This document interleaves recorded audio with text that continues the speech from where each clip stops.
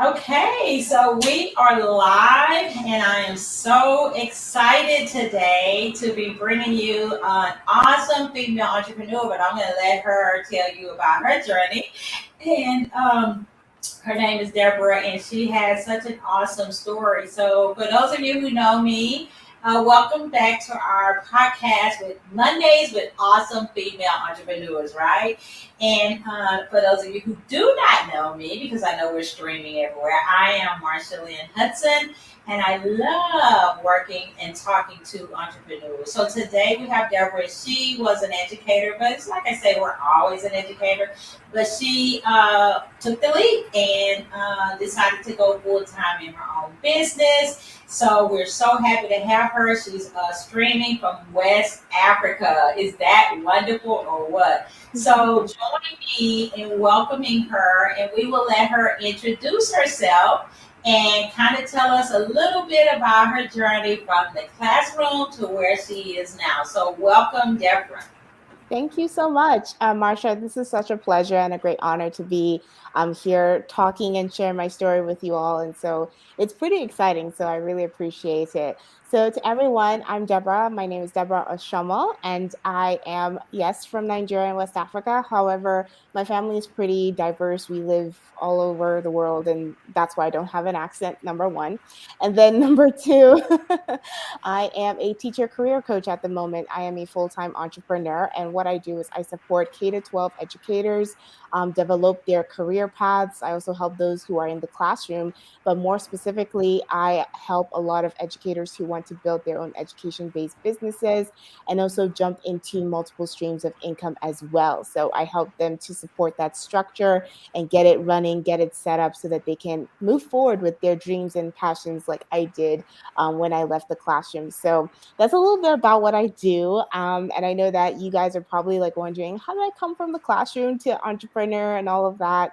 To be very honest, I never thought that I would jump into entrepreneurship like ever in my life. My biggest dream and goal was to get my PhD and then after that become a curriculum developer and just like stay in education in that sense forever and ever. But actually, that was a dream that was built off in college.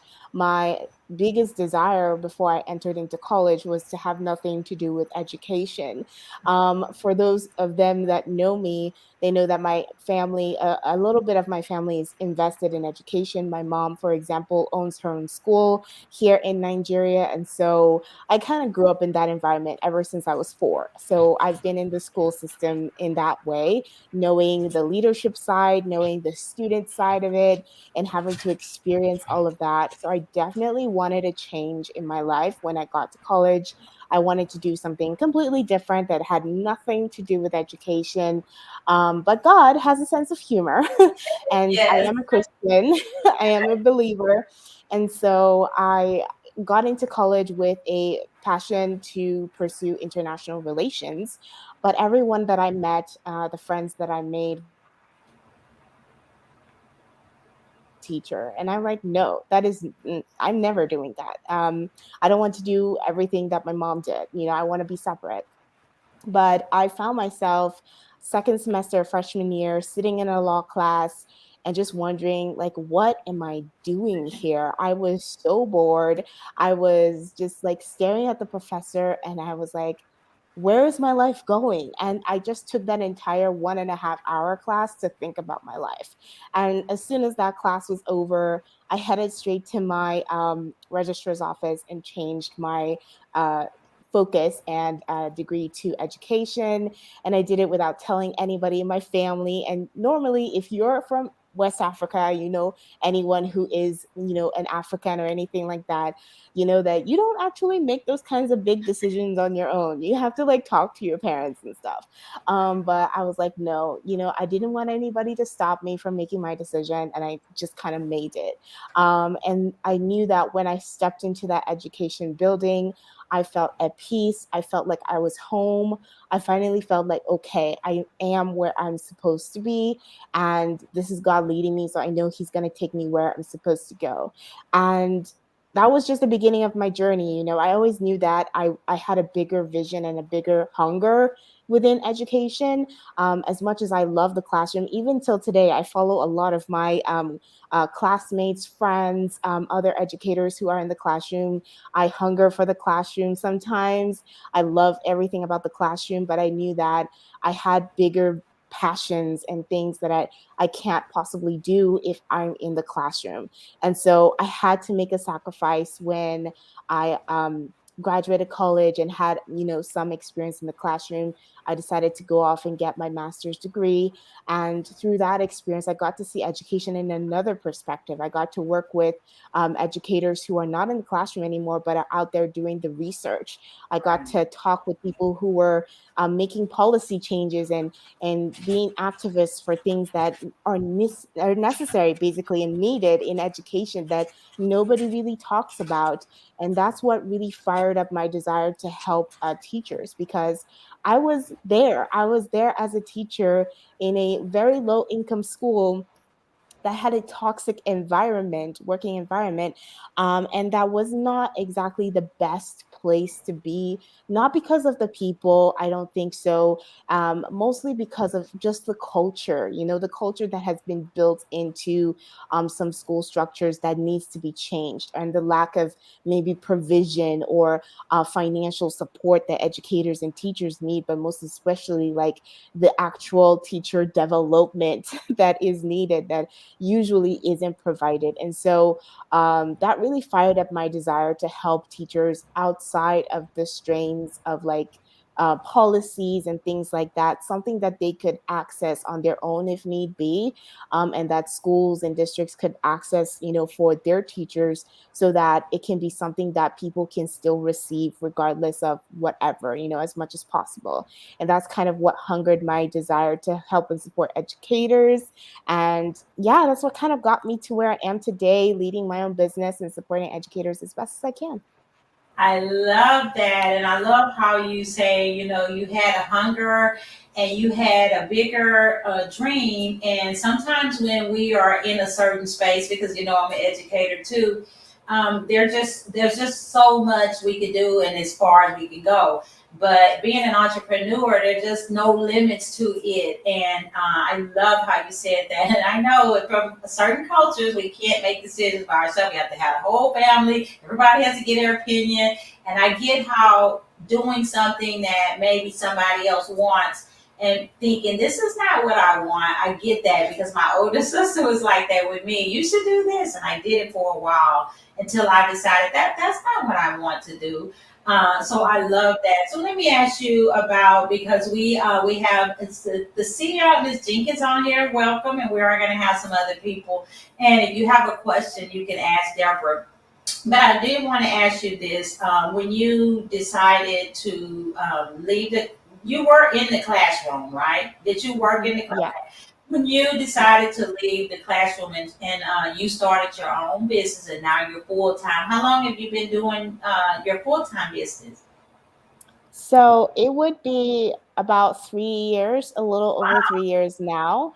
Oh, Yeah, and I, that is great. Do yeah, you travel, or you can mainly do everything virtually? I can mainly do everything virtually. So I could,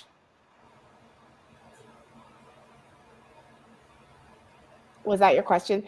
Okay, tell me again because you were streaming. Now, well, you can ever Oh, you okay. said you can do everything virtually, and what happened? Yes. Oh, okay. So I was saying basically I could do everything virtually if I wanted to. Like I don't Yeah, necessarily need any outside that's of great. physical support for it.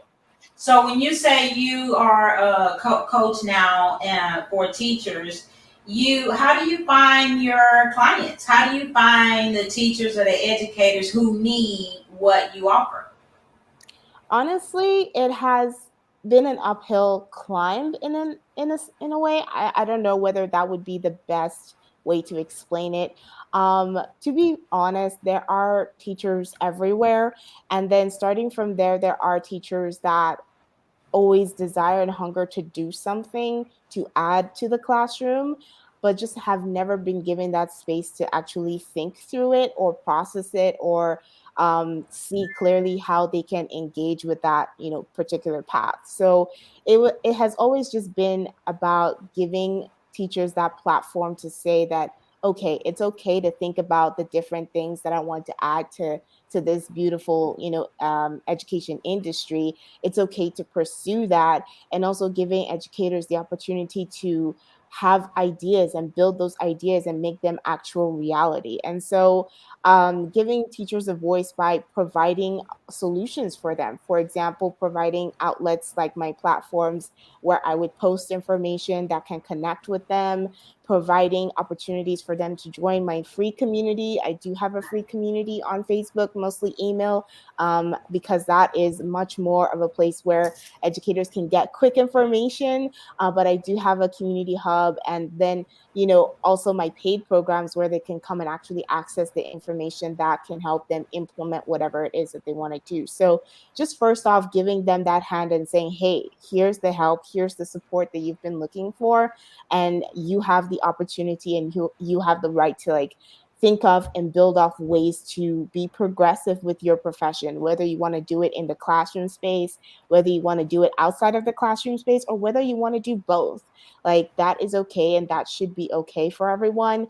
And there is no constraint to what you can do within education. I always like to say education is a very versatile career path, because it is. By the time you enter into the classroom, you're a super multitasker, even though some people don't necessarily agree that that term should exist. But that's what teachers do. We wear multiple hats. We're the caregiver, we're the teacher, we're the mom, we're the brilliant scientist, we're the mathematician, we're everything sometimes. And that is a gift. It's not natural for everyone to have that. There are just certain people that are blessed with that talent, and those are teachers. And it doesn't come easy, but neither is it something that should be wasted, or solutions not be provided for, should I say outlets be provided for it to be climaxed in the education space more specifically, so that those gifts and those talents could be continuously built up and used in various different ways, that can help our kids at the end of the day. So Right, it's just, right. bringing that together for educators to be able to access. Yeah, we have to be everything. And I've been in the classroom like 30 years. And I'm telling you, it's like I started out when I first got out of college at a Christian private school. And I stayed there 13 years, and then I went and got my master's. And I've been at the college arena as a professor over 20 something years. I'm like, oh my goodness, but I've had to be everything, it's like you said.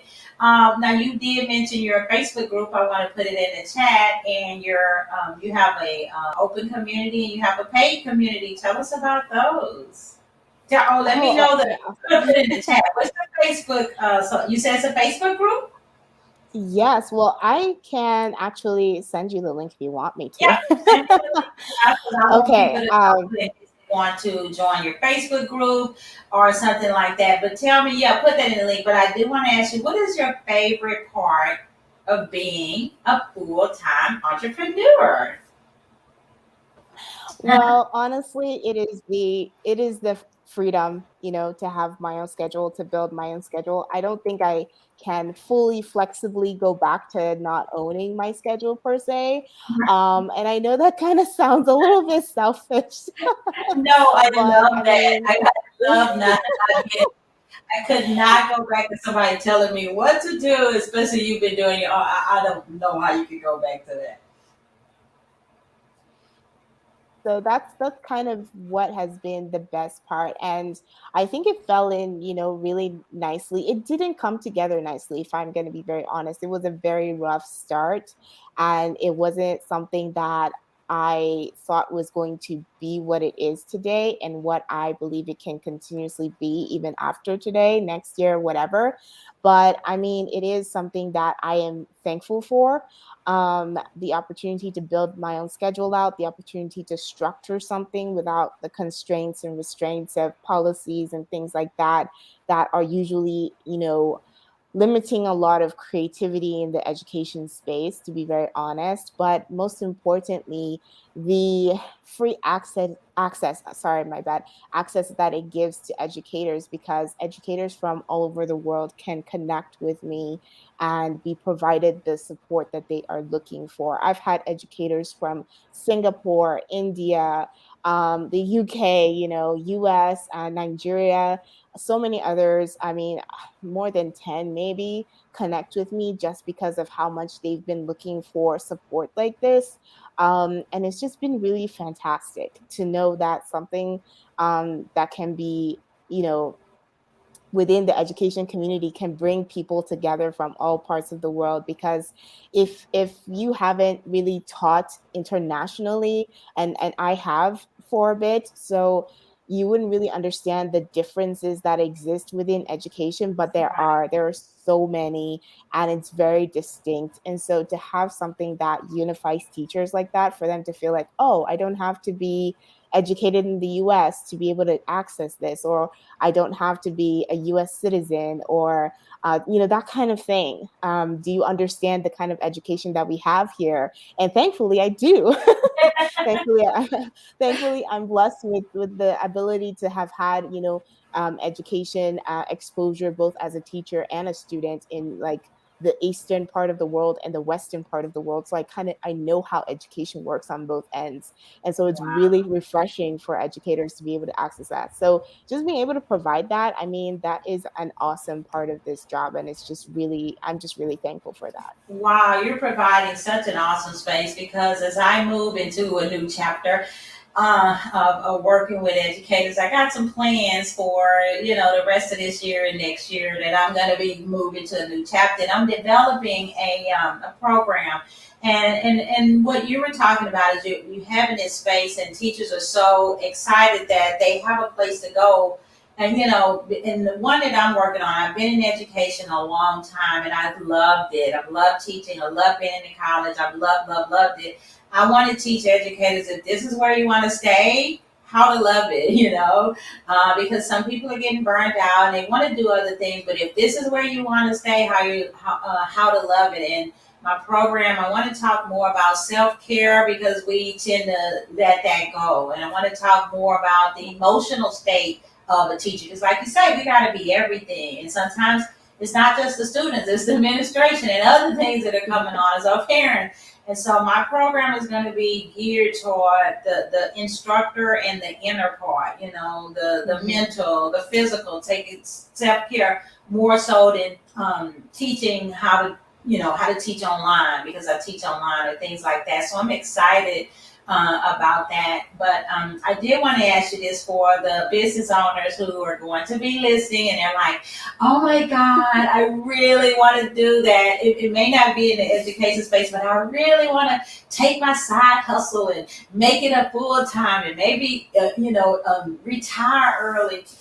And I talk to side hustlers, entrepreneurs every week. I'm teaching them Mhm. every week. And they want that financial freedom. They want Yeah. that time freedom. And they want to have their own business and live their passion, but we have to pay our bills, right? And what would you say? I know we have to pay our bills. What would you say to somebody? And I always tell my side hustlers, keep your day job until you save a little money, until Yeah. look at your business model, until you see, where it's going to go, get your cushion there. But what would you tell women who they're listening and they're working and they want to be awesome at what they really love? Like you said, hunger. They want to live out their passion. What would you tell them if they want to start a business or take their business to the next level, or even a lot of people want to do it full time? What kind of advice did you give for them?